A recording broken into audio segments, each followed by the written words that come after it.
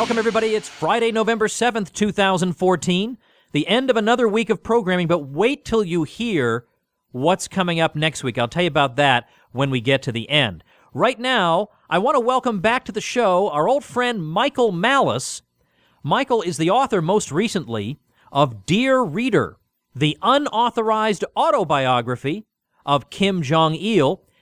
You can catch him from time to time on The Independence on Fox Business, and he's always a blast to talk to. Michael Malice, welcome back to the show.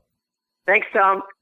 I've done some election analysis a little bit with Michael Bolden of the 10th Amendment Center, looking at some of the 10th Amendment-related or nullification marijuana stuff and all that. But you now have a completely, well, I don't know. I don't want to say you're a school of one. I'm sure there are people who follow you on this. But you're going to try to persuade me that what anarcho-capitalists should be cheering for in 2016 is a Hillary Clinton presidency. I would like to hear the case for that. Oh, desperately.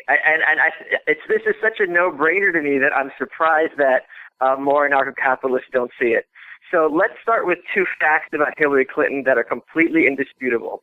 Number one, when she was given her first government position in 1994, maybe she started in 93, healthcare, she bungled it so badly that she caused the Democrats their first congressional loss in 40 years. That's number one. Number two, and this is kind of tongue-in-cheek, but it speaks to the truth, how badly in America do you have to blow the job interview that they give the gig to the black guy who doesn't even have a resume? This is what happened to her in 2008. This woman is a walking calamity. Let's talk about what she did this year. She was on NPR with Terry Gross. NPR, as you know, is not particularly amenable to liberty. Terry Gross is hardly a firebrand, but she's, a doctrinaire, urban progressive. And she asked Hillary, and the audio is online. This isn't some secret. This is on NPR. She asked Hillary, you used to be against gay marriage and now you're for it. How did your position change? A very natural, innocuous question. And Hillary starts blithering about how America's evolved, so on and so forth, and we need leaders. And Terry Gross just asks her, yeah, that's great. How have you personally evolved? And Hillary says to her, Terry, you are accusing me of changing my position for political purposes.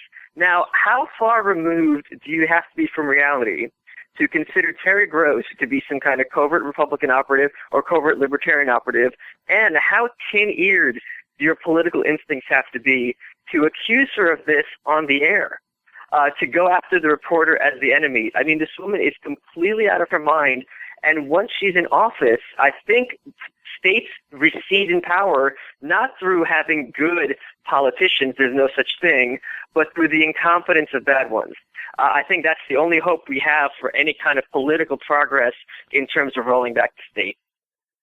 All right. Look, I mean, I could see an argument from the worse the better, which is a Walter Block view sometimes, although he tends to, if he votes, he thinks in terms of which candidate is likely to be less bellicose, let's say, because he thinks that's a big issue. But couldn't you say, I mean, let me make the case for you get Rand Paul in office, and Rand appoints some people we're going to hate, inevitably, but some decent people, some decent work gets done in the various departments. Maybe there's some rolling back of the state. Maybe there is some curtailing of the aggressive foreign policy. I mean, maybe there's some movement in the direction of liberty. Maybe for 4 years, wait, hang on a second. For 4 years, people at least get the possibility of being exposed to pro-Austrian economists that they've never, a whole school of thought they'd never heard of before. There's at least a remote chance under Rand they'd get 4 years of education. I mean, that's something, right? We're getting 4 years, we're getting 8 years of education now through this show under Obama, aren't we? I mean, it's not like if Hillary Clinton is in office, like all these views are censored. If anything, if Hillary Clinton's in office, that's further proof that the progressive myth is a failure and people are going to be searching for answers, especially disillusioned young women who bought into the narrative that she's this great feminist icon, and when they see that she's a complete incompetent, they're going to be looking for rational answers instead of some myth that that just because this person happens to be a female, she's going to save this country. Yeah, fair enough. But I mean, couldn't you just as easily say that we should have expected that after 2 years of Obama, and many people voted for him because they thought it would be great to have the first black president, in the same way Sure. that some people will vote for Hillary because she'll be the first woman. Sure. Shouldn't they have learned by the end of this, seeing that, yeah, I'm sure none of them really believe that there's a major economic recovery going on. So maybe you would think at this point they would be looking for answers, and yet they're all running around with their idiotic ready for Hillary signs. Maybe they don't learn.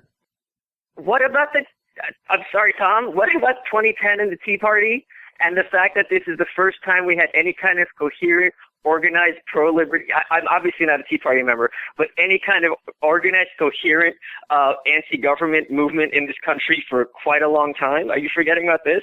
Are you forgetting about the huge rise in libertarianism as a function of Obama being president, and also, of course, as a function of George Bush's incompetence?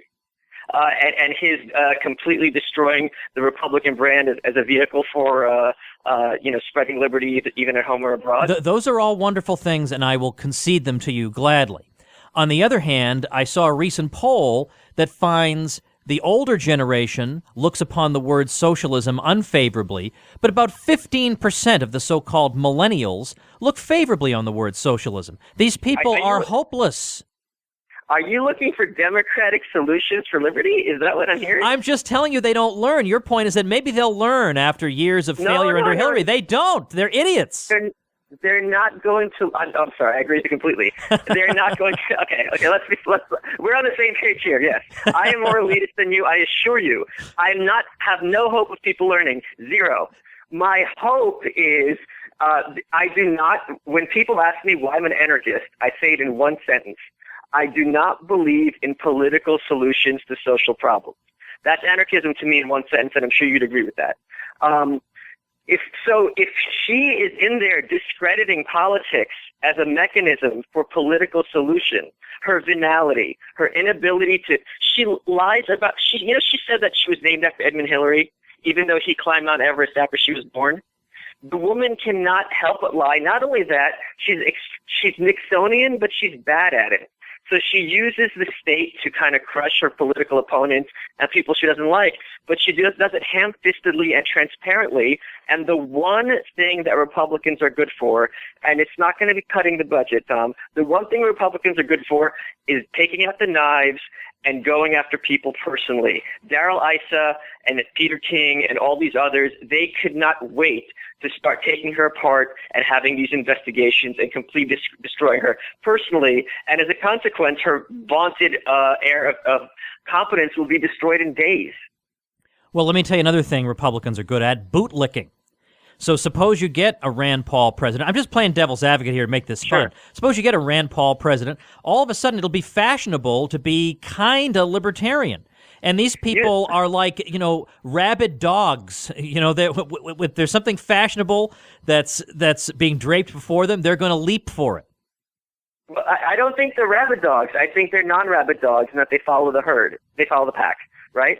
So, yes, there is a sense that Rand Paul, if he becomes president, that the Republicans will start singing libertarian tunes to a point. However, you also surely would agree that virtually all of these Republicans are beholden to some agency or some group, and they are not in a position via politics to implement libertarian ideas.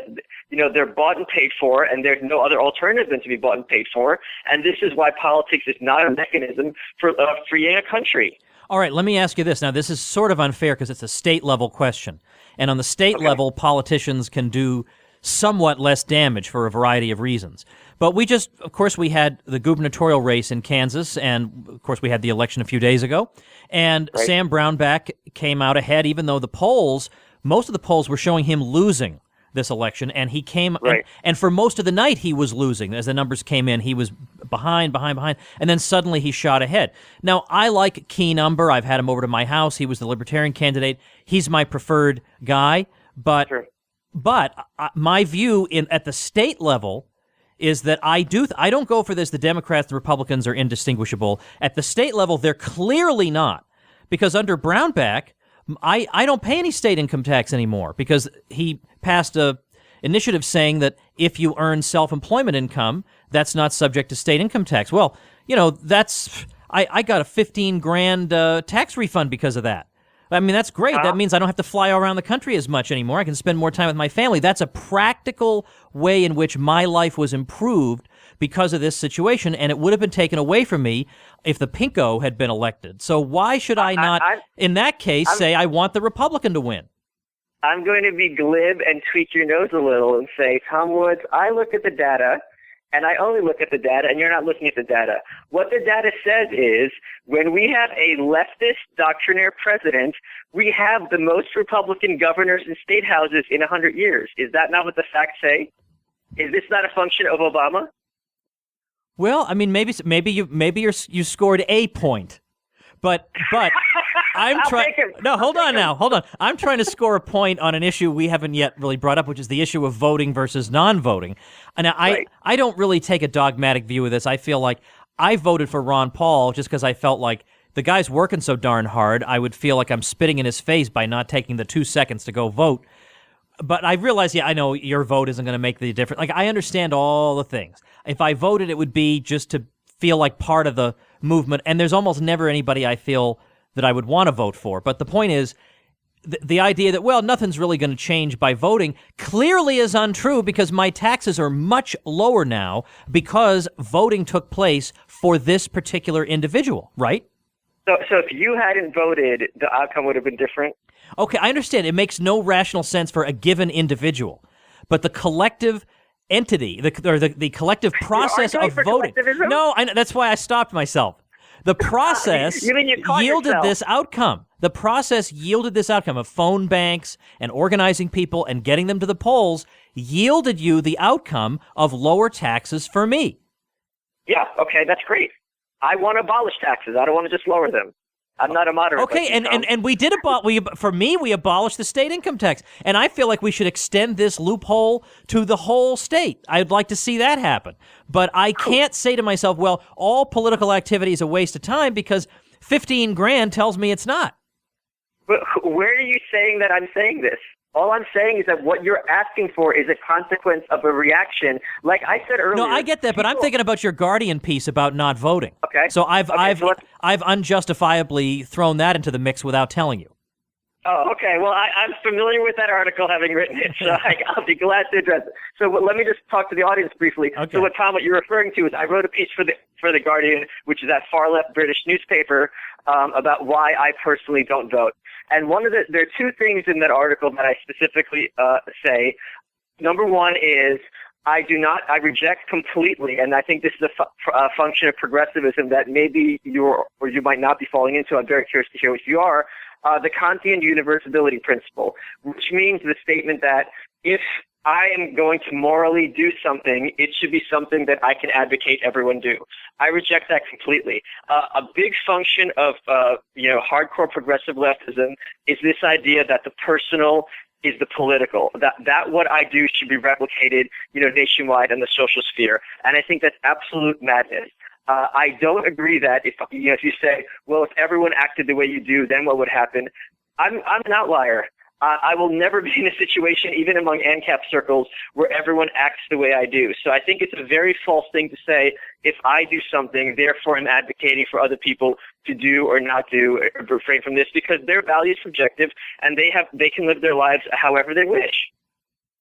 All right. Well, then I guess my follow-up to that would be, I have heard many, many times the case against voting. And again, in practice, there's almost never anybody worth voting for. So it is partly an academic dispute we're having about the issue of voting in general, which I know is not the topic we started with, but I do want to hit on it because it is somehow relevant.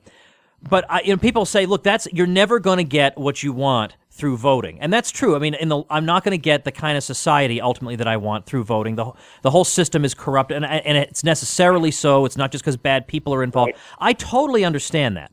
But what I don't understand is when people say you shouldn't do this, you're just playing the state's game, or you can never get the masses to do the right thing.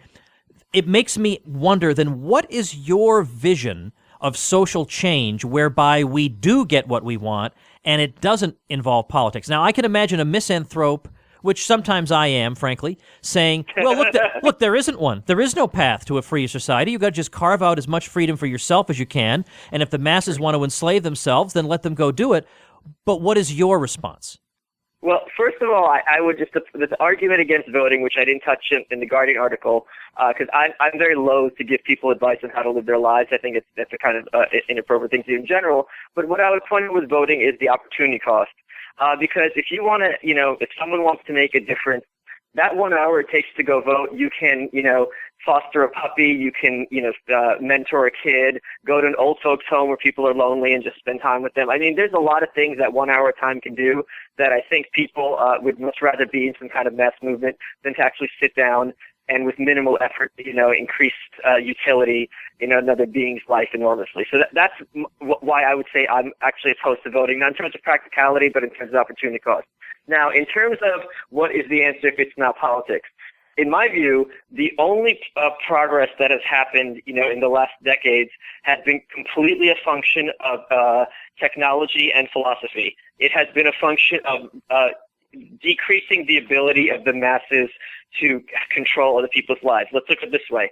Let's say 30 years ago, like, 1984, it would be very easy to completely censor effectively, not legally, any sort of pro-freedom ideas because you had 3 networks and maybe PBS, right? Milton Friedman might be the only counterexample, if that. Now you have 1 million networks and you have the internet. It is effectively impossible to hold these ideas censored and quiet.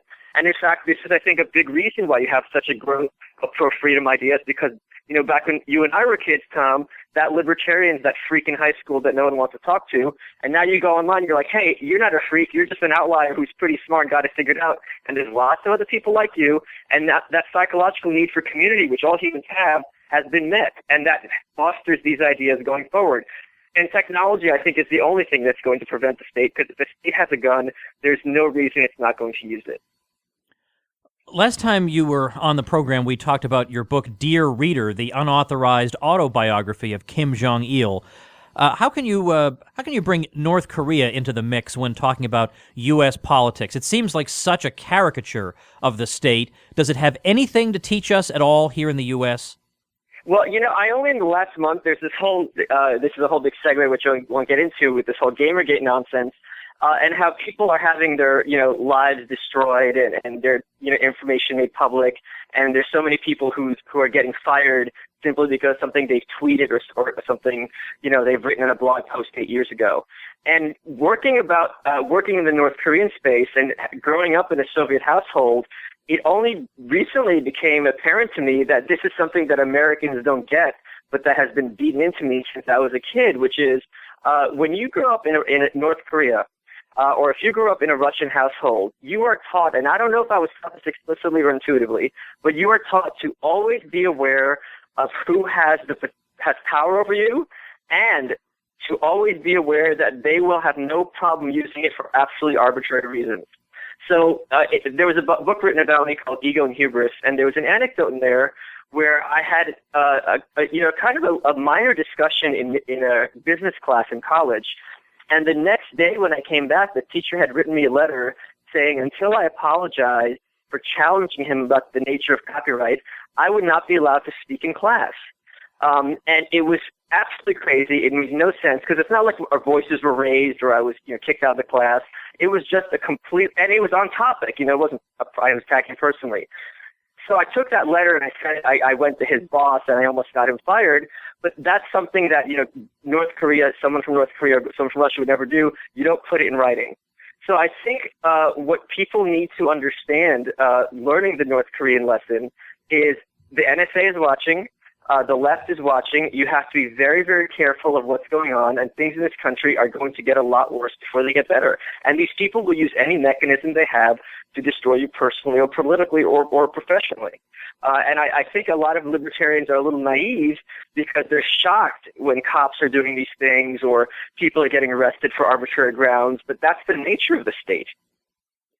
I want to ask a completely off-the-wall question that you didn't see coming, but I want to know how Michael Malice came to hold the views of Michael Malice. How did you get on this track in the first place?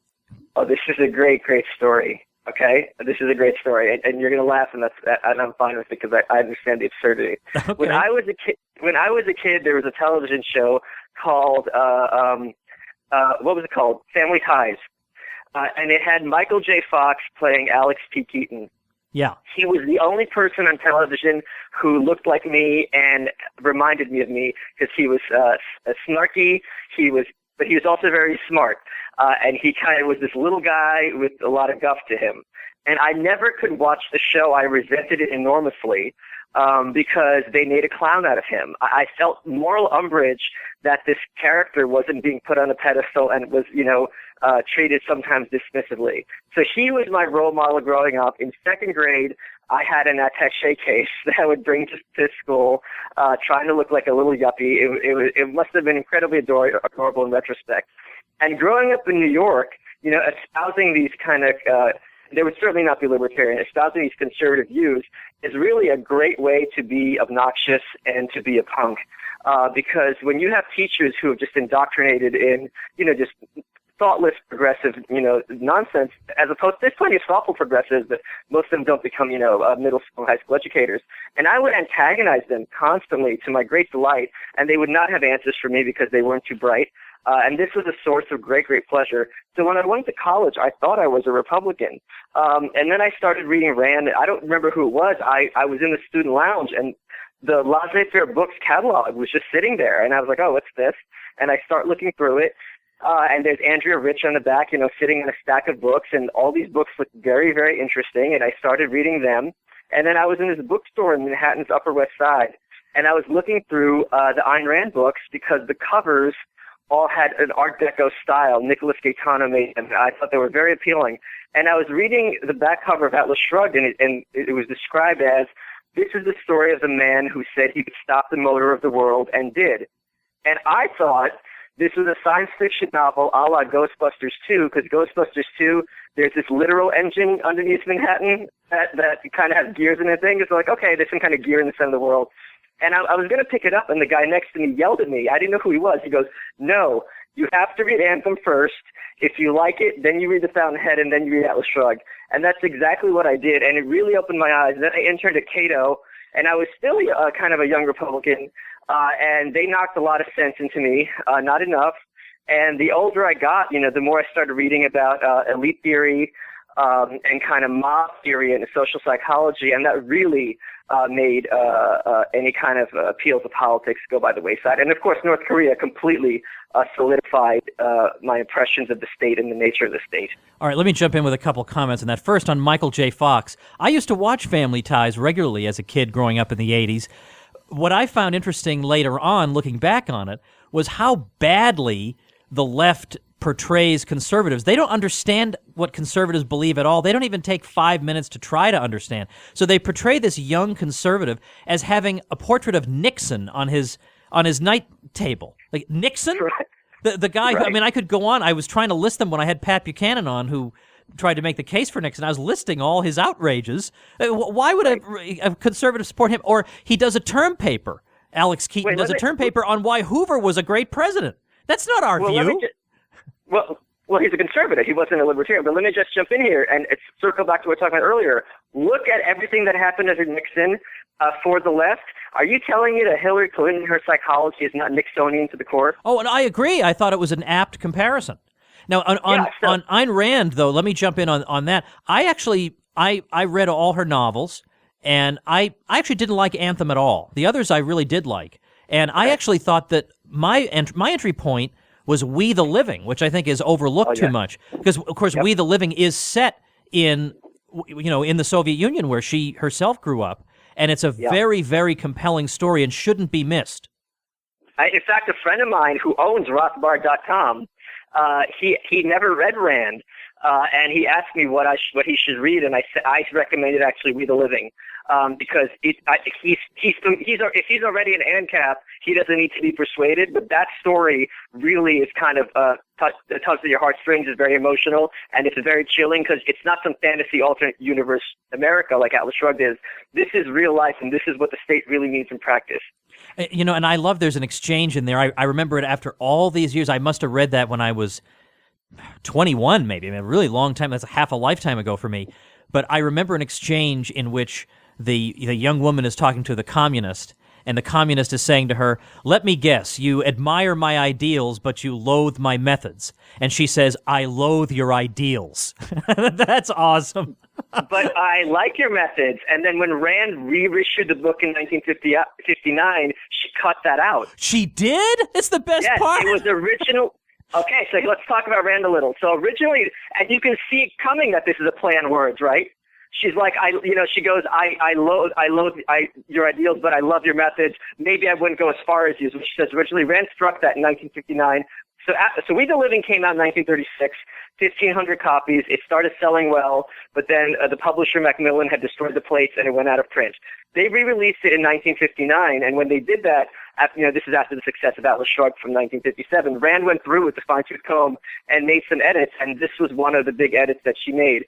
And if you read journals of, look, I'm not a fan of the Ayn Rand Institute. I think they're loopy beyond belief. If you read a book called Journals of Ayn Rand, and this was actually a publication of her journals showing her thought processes. It's very interesting. And the editor, I believe it's, I'm looking at it right here, it's David Harriman.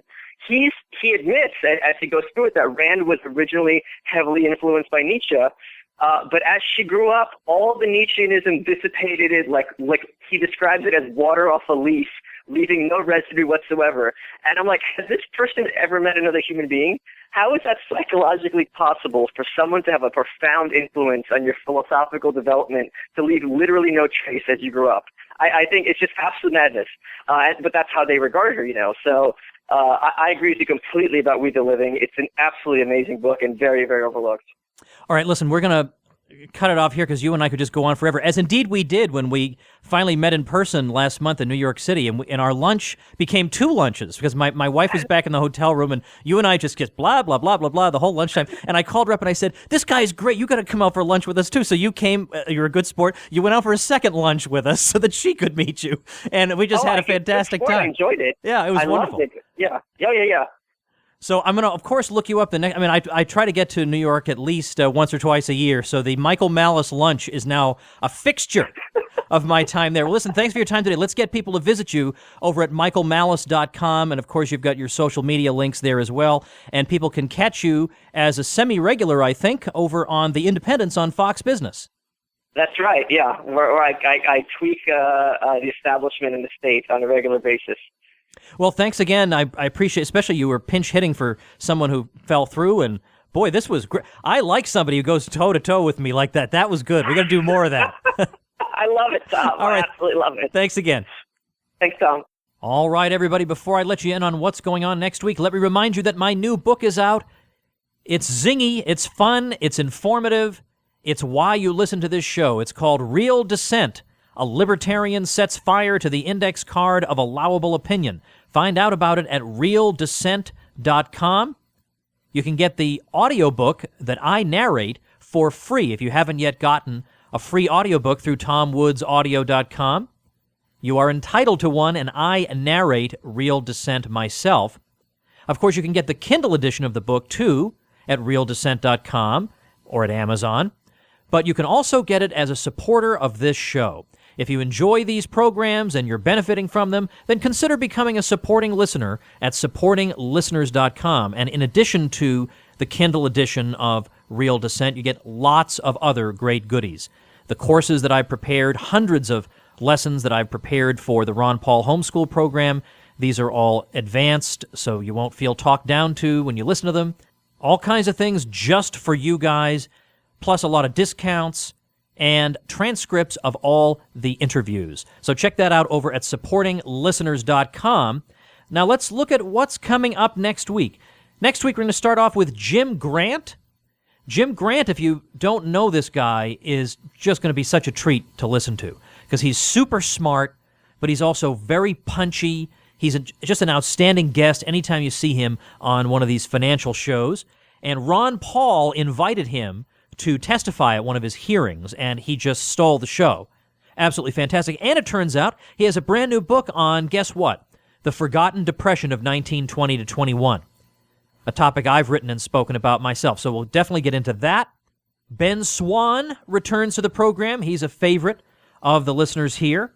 Murray Polner. Murray Polner I wrote a book with. He and I are co-editors of the book We Who Dared to Say No to War, American Anti-War Writing from 1812 to Now, a collection of the best anti-war writings and speeches from all the major American wars of the past 200 years. A very interesting collection published by Basic Books, and I've never had Murray as a guest on the show. And the neat thing about that collection is that Murray is on the left, and I am, well, not on the left, but we came together to work on this project because we both thought it was important, and we thought it was neat that we came from different intellectual traditions and yet could agree on this. So that'll be a lot of fun. George Reisman returns to the show to evaluate Hillary Clinton's statement about who creates jobs.